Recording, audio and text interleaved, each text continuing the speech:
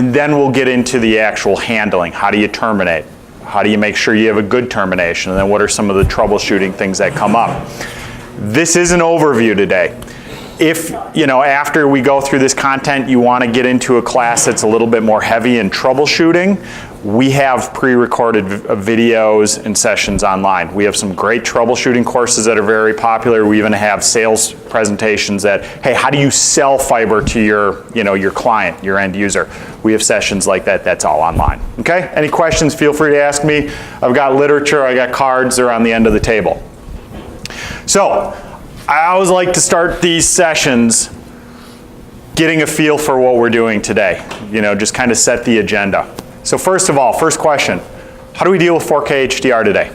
How do we move those signals? What are we doing from a wiring standpoint? Because I know we're all doing 4K HDR, right? That's kind of the standard that we're seeing in a lot of projects. How do we extend those signals? Cat 6. Cat 6 with extenders, HDMI cables, right? Is anybody familiar with active optical cables? Have you heard of active optical cables before? These are basically kind of like fiber hybrid cables where you got connectors hard wired on the ends. They're long distance. We're not talking about any of that today, okay? This is how we've moved 4K in the past. It works great when we're talking about 4K. HDR, these 18 gig signals start to become a little bit of a problem because of the bandwidth. We'll look at that here in a minute. But we've been able to move 4K signals in the past. Again, we're talking about bulk fiber today. Cable that we can use for networking, for AV, for control. Really, we're talking about a universal cable that really can future-proof you for anything. That's the fiber optics we are talking about today. Next question. I always like this one because I get wildly different answers depending on who I'm talking to. How long does it take to terminate a shielded Cat 6? What do you guys think? 5 minutes? 10 minutes? I've had, one guy told me 30 seconds. About a minute and a half. Yeah, a minute and a half, 2 minutes. Takes some time, right? Shielded, you gotta work with the shield. These are rigid cables. Keep this in mind because you are going to see how this termination works. You are going to terminate. Guaranteed, you terminate a piece of fiber 3 to 5 times, you will be able to do it in under a minute reliably. Certify that connector. Most people don't think about that when they talk about fiber. They think you're in it for 10, 20 minutes per connector. That is not the way fiber works anymore. Okay? Perhaps the most important question, what comes to mind when we think about fiber optics? Fragile. Right? What else? Dangerous. Dangerous. Expensive. Right? So I like this question because it's never positive. Like nobody's like, oh, it's the future. Oh, tons of bandwidth. It's always, it's gonna kill me. It's expensive. I can't handle it. It's always negative, right? And fiber, historically, it gets kind of a bad rap because the traditional technologies, and we don't call them bad technologies, old technologies, traditional fiber optics. The way you built a cable for the last 20 plus years. Yeah, it was a very expensive proposition. There was a lot of education that went into it. You had to get certified. You had to be really careful when you were working with it. Special equipment, special process. Technology's come a long way, even in the last 2 to 3 years. These modern fiber optic solutions, the cabling, the electronics, it really changes perceptions around fiber. And that's what, in my opinion, makes this very usable for folks who are in low voltage, AV, security. We can do this now. We can do this reliably. You will see that today. Okay? So with that said, let's start jumping into the content. Now, it's kind of a cliche to say, okay, fiber is the future, right? It is the future. We need the bandwidth. Undoubtedly, we need the bandwidth. I will show you why here in a minute.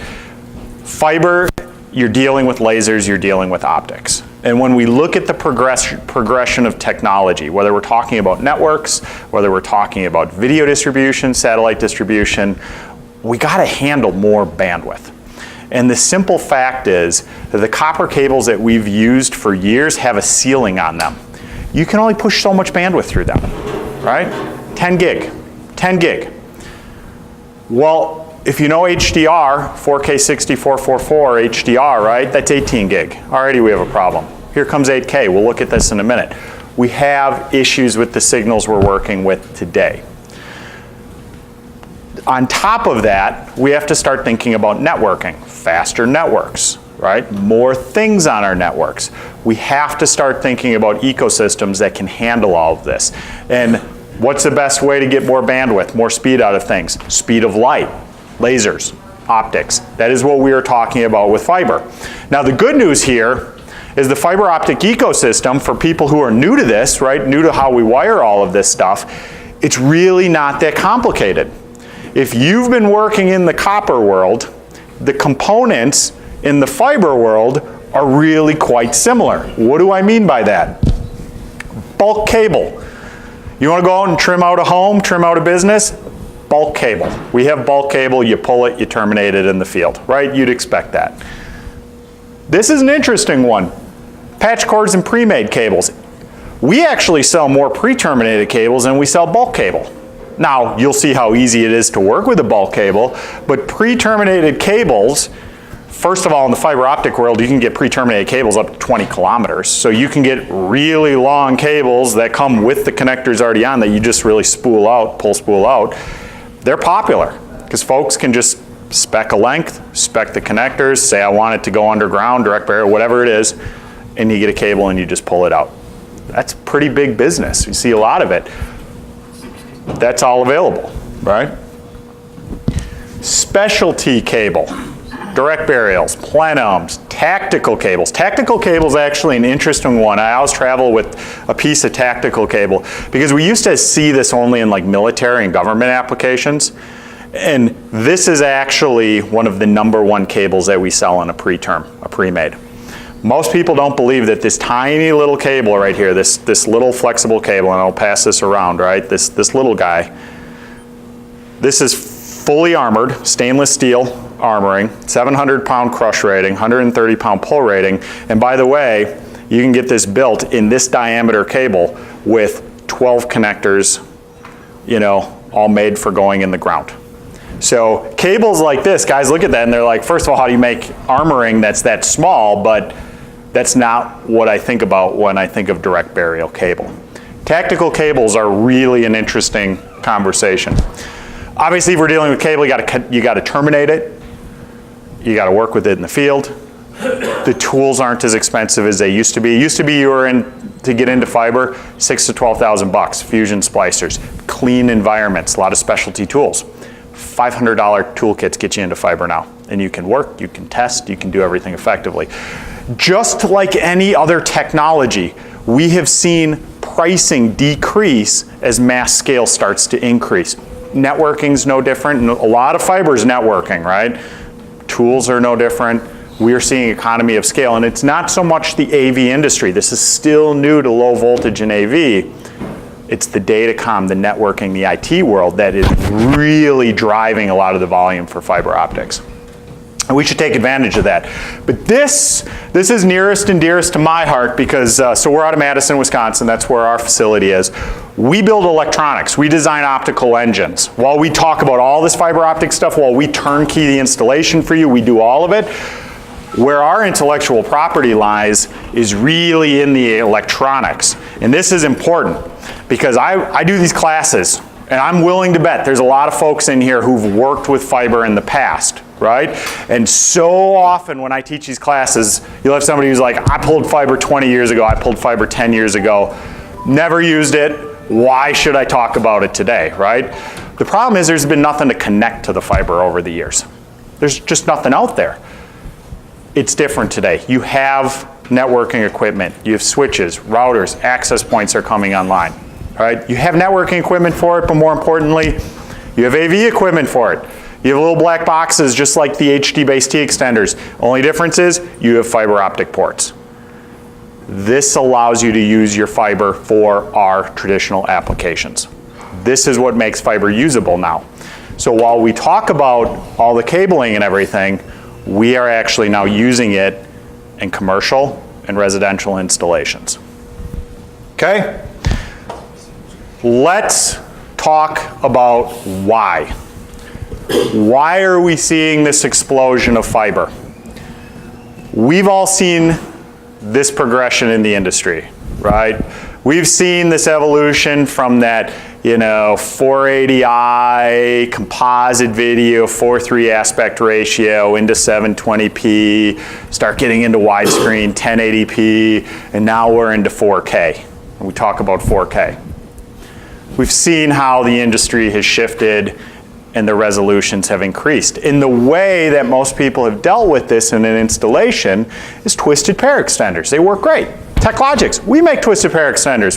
I've done this for Intelix. If you remember the Intelix days, that was one of our previous companies before we sold it. Intelix was one of the first AV companies that did bail-in extenders when I started in the industry 20 plus years ago. They've been around for a long time and they work great. Well, we got a little bit of a problem because while we talk about 4K, we got to keep in mind that Cat 5, Cat 6, Cat 6A, these F-class cables, these really high quality twisted pair cables, they all max out at 10 gig. Well, 4K is not just 4K. You can't just say, I have a 4K signal. It doesn't work that way. Depending on what's going on in your signal, that bandwidth can be above 10 gig or below 10 gig. Okay, whether I am HDMI 1.4, 2.0, what's my frame rate, what's my color space, you put all this together, and the punchline is that signal, especially when we're dealing with HDR, gets above that 10 gig threshold. And if we're above 10 gig threshold, how do we send an 18 gig signal, for example, 4K 60 444 HDR, you've probably heard that before. Some people call it 18 gig HDMI, some people call it HDR. But these signals are all above 10 gig, so how do we do it? Because we can do it. We take the color space, the compression color space, the 444, and we turn it to 420. Now, I've got extenders in the back that do this, twisted pair extenders that do this. We're an engineering company. We do a lot of electronics, manufacturing and development, right?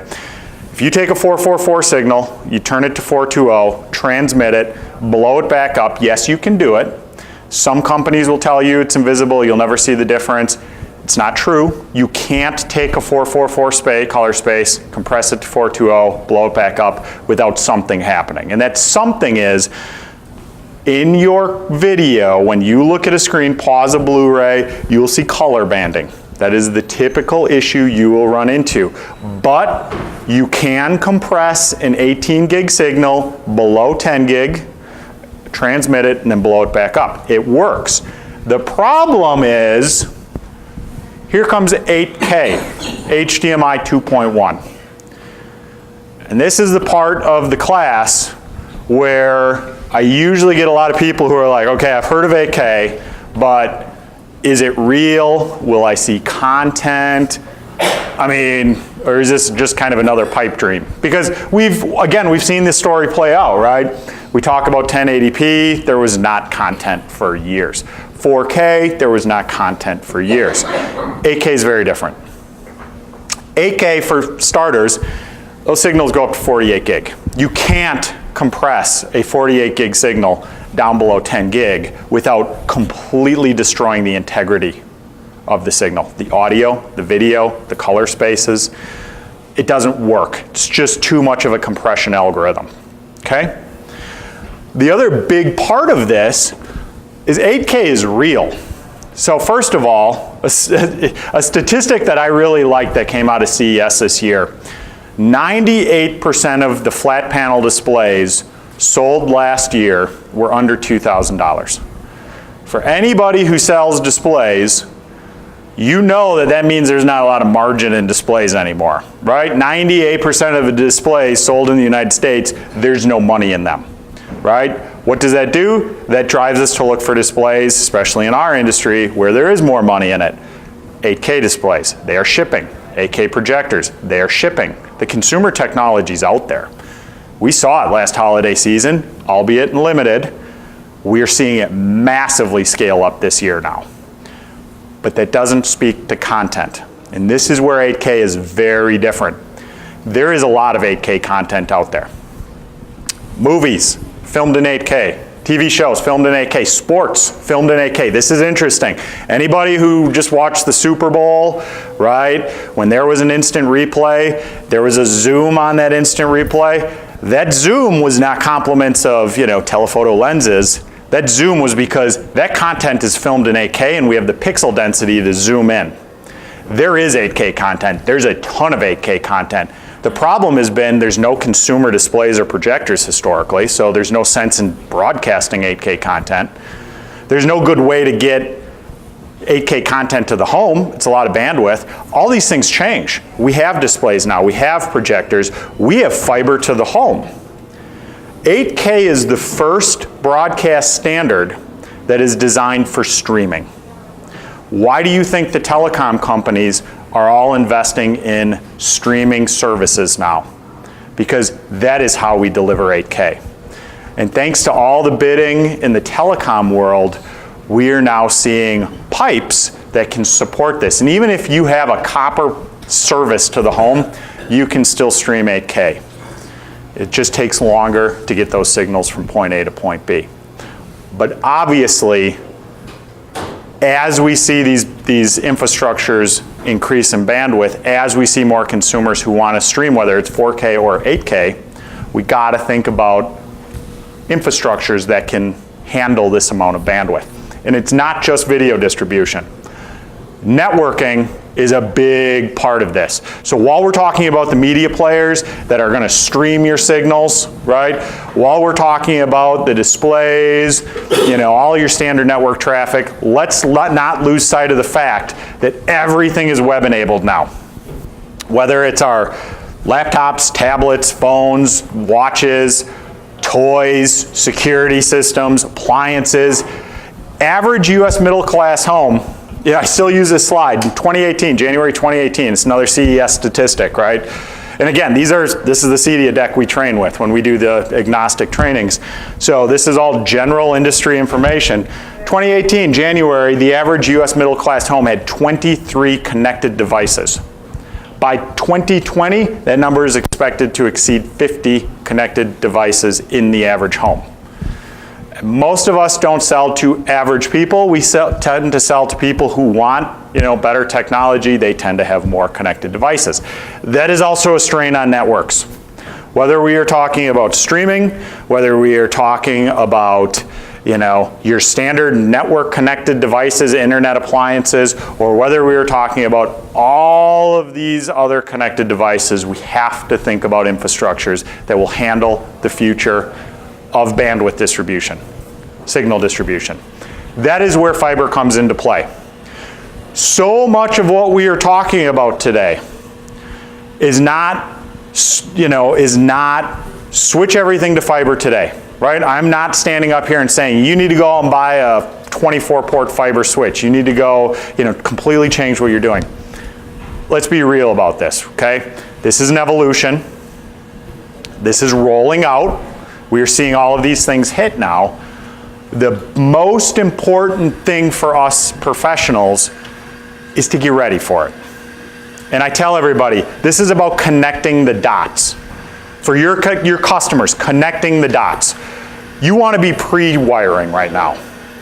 Anywhere you're pulling wire, in the homes, in the businesses where you think you're going to need to future-proof for bandwidth, for video distribution, you want to think about pulling wire, because as we know, pulling cable, pulling fiber, as we know, a lot of the cost goes into labor of the pull, right? We don't even see a lot of people who are terminating the fiber right now. They're just pulling it, getting ready for this stuff. We're not abandoning copper yet, but we are preparing for all of the bandwidth needs, all of the video distribution needs. This is a big pre-wiring conversation today, okay? But it's not just about bandwidth. There are other advantages you get out of fiber optics, okay? So a lot of people, when they think about these cables, how we work with these cables, a lot of people don't realize that fiber is completely immune to static electricity, lightning strikes, electromagnetic interference, RF interference. So if you've ever had, I use this example too. Have you ever had an installation where you've put in twisted pair extenders, right? You do the job, you get your HD-based T extenders, your twisted pair extenders all installed, everything's working great, right? A week later, you get a call from the client, I don't have any picture on this TV. You go on site, you power cycle that extender, picture's back. Everything's fine. 10 days later, get a call. I have no picture. Why does that happen? Very common issue. Why does that happen? Anytime you have a twisted pair cable, they tell you don't trunk those cables together. Because twisted pair cables can have crosstalk. They bleed. Electromagnetic interference, RF interference. If you have a trunk of cables and you have a low voltage control line or a speaker line or an amplifier line, it can wreak havoc on your signals. That's why we use shielded cables. That's why they're recommended, okay? All kinds of issues that you run into with twisted pair cables. Fiber is completely immune to that. It's why we use it in government, medical, military applications. You can trunk as many fiber cables as you want together. There is zero crosstalk, zero interference. Now the downside to that is because you are dealing with a piece of glass and because you have immunity from power, you cannot transmit power. So that means you need to basically power your devices on either end of that cable run. Now in some cases that means the device will pull power off the HDMI port or USB port or traditional AC, but you gotta power your devices. That is the catch with fiber. You need to power your devices, okay? Corrosion is a big part of this. You know, we see fiber going into a lot of like marine environments, yachts. Fiber is a staple on yacht installations and building. It doesn't corrode, okay? So we see that. But for us, these are the two big ones. It's affordable, and I'll tell you, it's a lot easier of a sales pitch. When we started TechLogix and we started talking to people about fiber, now granted this is before AK, this was early on, you know, we kind of built the company expecting all of this to happen. It was a tough conversation because people would, you know, look at us and say, well, I don't know that I need to future-proof, and really you're asking me to spend more money on this cable that I don't think I need. I don't know about that. Thanks to all of the marketing from the ISPs, the telecoms, fiber to the home, fiber to the demarc, it's a much easier conversation to have. And again, it's really about connecting those dots. Why would you have fiber to the demarc, to the home, and not have fiber in the, why would you have this, you know, 8-lane highway going to the home and then you go down to a 1-lane highway? What do you think's gonna happen? You're really setting your house up, your business up for all this speed, and then you don't have any cabling or infrastructure that's actually going to handle it? It doesn't make sense. And most consumers get it today. They understand that, okay? So it's more affordable, but very importantly, it's really easy to handle. It's really easy to work with. And it is the most durable low voltage cable you will work with, and I will show you that here in a minute. Okay, any questions so far? Make sense? All right. Let's talk about the cabling itself, okay? So fiber comes in really 4 main formats. Simplex, and we don't talk about conductors in fiber because again, we're not conducting anything. We talk about strand count. How many strands do we have in the fiber world? Well, simplex fiber has 1 strand. And now you can get electronics. You know, we make electronics. I'll pass these guys around. Little extenders. This is basically an HDMI over fiber extender. This uses 1 strand of fiber, 1 connection on it, okay? You never want to pull simplex fiber. I tell everybody, even if your extender only uses simplex, you never do it. And the reason is you're not future-proofing when you use simplex. Because in the networking world, the standard is 2 strands, duplex. You don't have to build your electronics this way, but that is the standard in the industry. 1 strand sends signals, 1 strand receives signals. Bidirectional communication, okay? That is the standard. If you want to future-proof your installation, you want to pull cable against the standard. So at a minimum, you pull duplex, 2-strand fiber. Most of the people who are pulling it, they buy it in a zip cord construction. 2 strands, zip it apart, terminate it. You know, use 1 strand for your AV, whatever you want to do will pull your duplex at a minimum. Now, a lot of applications, people go with a multi-strand cable, either a breakout fiber or a micro distribution fiber. And I'll show you what these look like. I'll pass these around. I've got some examples here. So here's the difference. They're both multi-strand fibers. A breakout fiber, this has heavier jacketed strands of fiber inside of it. So heavier jacket, there's a strand of fiber in each one of these cables, and then you got a stronger jacket. And usually we'll see this in like security applications or where you're pulling a single cable out and then you're trunking off those individual strands, okay?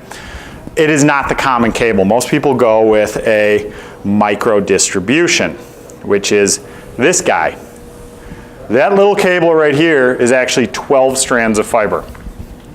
So think of this as 12 Cat 6 runs in this tiny little jacket, right?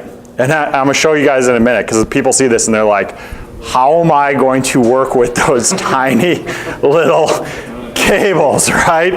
You can. It's not that difficult. I will show you in a minute. But a micro distribution, that tends to be the common, okay? And where do we see that? Okay, we see that where we're taking 2 trunks, like 2 racks together. We're tying 2 racks together or tying 2 buildings together. It's where you have a lot of data moving back and forth, you know. Historically, when people were pulling fiber, they would almost always pull a micro distribution, a multi-strand cable, because you would expect that during the pull, half of your strands would break. Okay? Historically, that's why you pulled it. Traditional fiber was very susceptible to breakage during the pull. Okay? That is not the case today. I tell people, you pull micro distribution, the multi-strand cable, when you think you're going to need a bigger pipe, more signal distribution. But you don't have to worry about your strands breaking. Okay, and let me show you why.